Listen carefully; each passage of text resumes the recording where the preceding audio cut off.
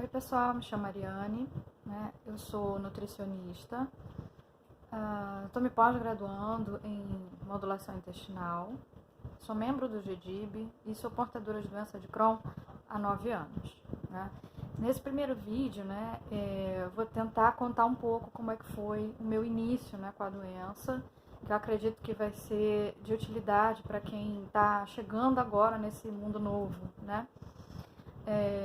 Assim como a maioria, né? O meu diagnóstico foi tardio, foi bem demorado para alguém desconfiar da possibilidade.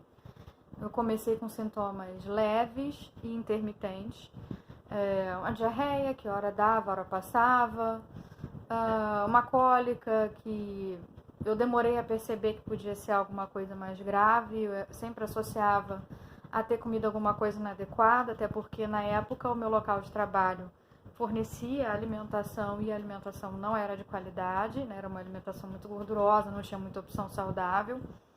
Então eu associava muito do que eu sentia à alimentação ruim que eu levava na época, né? E ao nível de estresse alto, porque na ocasião eu era bancária, eu ainda não era nutricionista, e eu estava sob constante pressão e muito estresse. Quando os sintomas começaram a ficar muito recorrentes, comecei a procurar médico, porque começaram dores muito características de gastrite. E eu já tinha um diagnóstico de uma gastrite que eu não tratei há muito tempo. Então eu achei que fosse isso que estivesse acontecendo, né? Iniciaram os constrangimentos, né? Essa fala com certeza vai ser comum à maioria, né? Toda vez que ia usar um banheiro, alguém reclamava de alguma coisa, e é algo que a gente não consegue controlar, e eu não tinha uma explicação para aquilo que estava acontecendo. Era um mundo novo e eu não fazia ideia de onde eu estava me metendo, né? Troquei de gastro algumas vezes, tive o diagnóstico errado, né, equivocado, de síndrome do intestino irritável, por estar visivelmente estressada. Chorava fácil, o nível de estresse estava absurdo. E aí, quando me viam estressado, o médico nem pedia exame para poder confirmar nada, já falava logo que era síndrome do intestino irritável, que eu precisava era de um psicólogo, alguém para me acalmar. Só que foi piorando. As crises começaram a ficar mais intensas, mais frequentes, até que os medicamentos já não faziam efeito. Não adiantava mais tomar dipirona, buscopan, nada disso funcionava. E eu comecei a frequentar emergências hospitalares com uma certa frequência, intervalos cada vez menores. Até que internei a primeira vez, né? E não me deixaram ir para casa. Disseram que eu tinha apendicite. Fizeram a cirurgia de remoção do apêndice, né, apendicectomia por vídeo. E enquanto estava tomando antibiótico, estava na Santa Parte sem um. Quando suspendeu a medicação, toda a crise voltou. Desconfiaram de que podia ser alguma coisa no útero, causando mais inflamação, mas fazia os exames e não dava nada. Quase um mês depois dessa primeira internação, internei novamente, segunda videolaparoscopia, mas o médico não encontrou a causa, simplesmente fez drenagem do líquido inflamatório que ele tinha identificado na pelve, né? Novamente antibióticos, novamente um período de sossego dos sintomas, ainda sem diagnóstico e trocando de gastro mais do que eu trocava de roupa. Ninguém pensou na hipótese, até que, de tantas licenças, eu cheguei a perder o emprego. E aí o médico que na época eu estava indo para tentar um diagnóstico, né, o milésimo médico, né, o milésimo gastro, ele finalmente resolveu me pedir uma colono. E depois de muito implorar, né, porque é um exame indigesto e ele via como eu estava já muito fragilizada, ele achava que seria demais para mim e ele não queria pedir. Eu insisti, ele fez a solicitação e graças a Deus que isso foi feito, porque na colono veio o diagnóstico da doença de Crohn, da possibilidade de ser doença de Crohn, né? E aí então, uma coisa que todo mundo pergunta, né? Será que a gente consegue licença, né, afastar pelo INSS. Eu vi no grupo umas pessoas perguntando sobre isso. Quem tentou e conseguiu, né? Então, eu sou um caso, né? Nesse momento eu estava em processo de desligamento da empresa e devido ao diagnóstico e às crises, a empresa não conseguiu me desligar. Eu fui readmitida e fui afastada pelo INSS. Fiquei 1 ano e 4 meses de licença, né? E nesse período foi ótimo, porque sem as pressões ao redor, foi muito mais fácil focar em mim e conseguir baixar o nível de estresse, conseguir me cuidar para poder então ter uma boa recuperação, tá? Então esse foi o meu início. Então o que eu sugiro, né? Se você tem sintomas, né, dores abdominais, distensão, já não consegue dormir à noite, nas piores crises geralmente são à noite, não está conseguindo se alimentar direito, já está naquela fase que eu cheguei, que até a água causava dor, tudo reflui, né, tudo dá refluxo, diarreia 10, 15, 20 vezes ao banheiro, ou então o inverso, né, no caso da retocolite ulcerativa, ao contrário do que acontece em portadores de doença de Crohn, é muito mais comum a constipação. Então, às vezes, fica 5, 6 dias sem evacuar, né? Procure um gastro que seja especialista no assunto. Ele vai conseguir desconfiar das possibilidades. E as possibilidades para esse quadro de sintomas são muitas. Até chegar a um diagnóstico de doença de Crohn, é um longo caminho. É necessário excluir várias outras causas, várias outras possibilidades antes de se fechar um diagnóstico delicado como esse.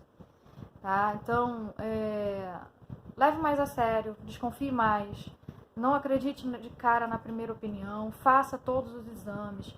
Tem que excluir doença celíaca primeiro, tem que excluir infecção por parasita, tem que excluir intolerâncias alimentares.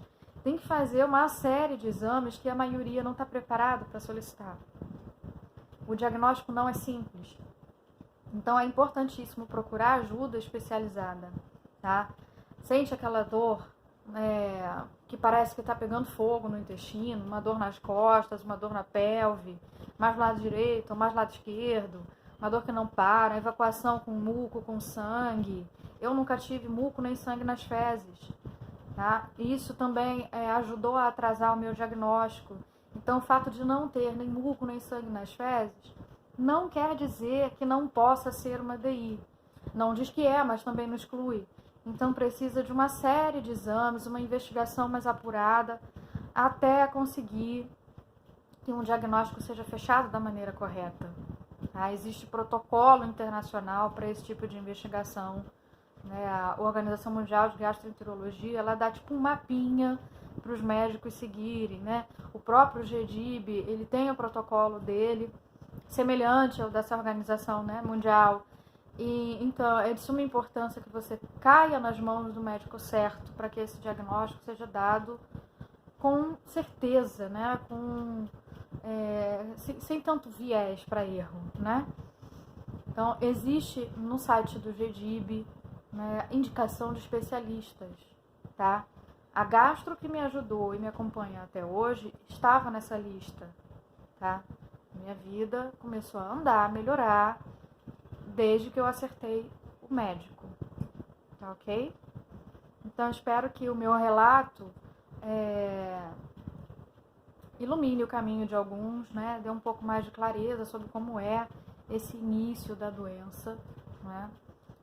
Em breve eu vou estar fazendo novos vídeos para a gente poder trocar figurinhas dessas fases, não é mesmo? Tá? Então cuidem-se bem. Além da medicação certa, de um médico experiente, dieta é de suma importância. Meu início teria sido muito mais fácil se eu soubesse disso, se eu tivesse metade do conhecimento que eu tenho hoje. Eu teria saído muito mais rápido da crise, eu não teria demorado 1 ano e meio para entrar em remissão, sofrendo ao longo de 1 ano e meio. Né? A minha doença ficou em remissão 7 anos, voltou à atividade por perda de eficiência do medicamento no início do ano passado, né?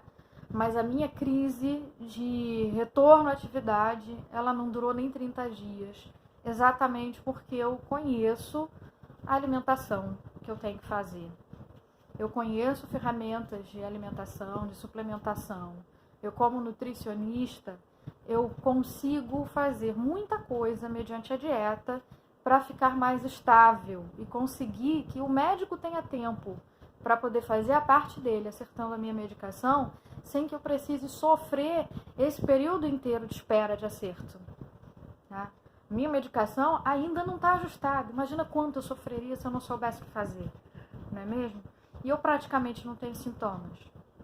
Então, espero que isso ajude vocês a buscarem a orientação correta. Eu espero com esse vídeo poder despertar em vocês essa necessidade de buscar o especialista certo, tanto da nutrição, quanto um médico, quanto um psicólogo que realmente consiga entender e apoiar, porque é diferente de tudo que a gente já possa ter visto por aí.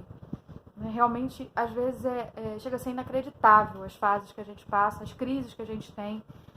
Às vezes, até quem convive com a gente, às vezes, até duvida da força, da intensidade das crises, das dores, às vezes, que a gente sente, porque, de fato, são surreais, né? Você está estável, de repente, você se estressa e foi pro saco toda a tua estabilidade. E aí você entra em crise do nada. Fazendo dieta, tomando remédio, estava bem, de repente estressa e cai, né?